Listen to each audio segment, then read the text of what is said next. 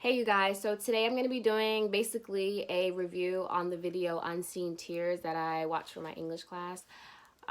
First, I would like to say that it was a really good video. I really enjoyed it because I feel like it exposed me to a lot of the different events that the Indians went through that I knew a little bit of it prior to the readings that I had to read, but the survivors' take on it, they really went in depth of what they went through and how it affected their lives and how it still affects them. So I would definitely say that it connects to Zit Kalasa's American Indian stories.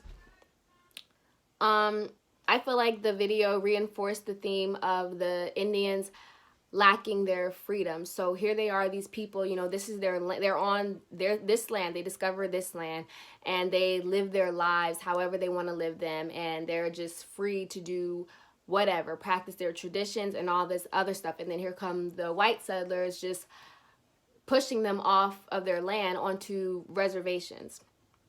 So I feel like, because in the stories, the Indian girl talks about how when she's forced to go to her boarding school, she's forced to do so many different things. Like, she has to cut her hair and she has to try to blend in with the whites, with the pale faces, like they say in the stories.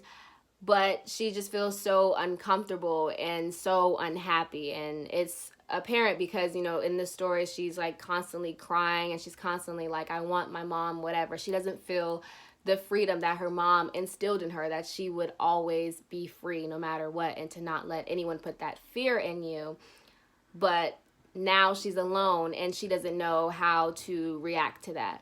I would definitely say that the video reinforces that because the survivors constantly talk about the tragedies that they had to see, basically the tragedies that they had to go through while they were at these boarding schools. Mind you, they were like 4, 5, 6-year-olds, like little tiny kids, and they were forced to cut off their hair. They would be beaten, that some of them were molested, and a few of them died from the different diseases that were brought over from the white settlers. So it's a lot that they really went through, and I feel like this is something that should be taught in history, in everyday history, because I'm just now learning about this, and I'm a freshman in college, and I'm just now learning about the actual history behind the Indians. Like, in school, we would learn that this was their land. They were forced to reservations. They walked the Trail of Tears,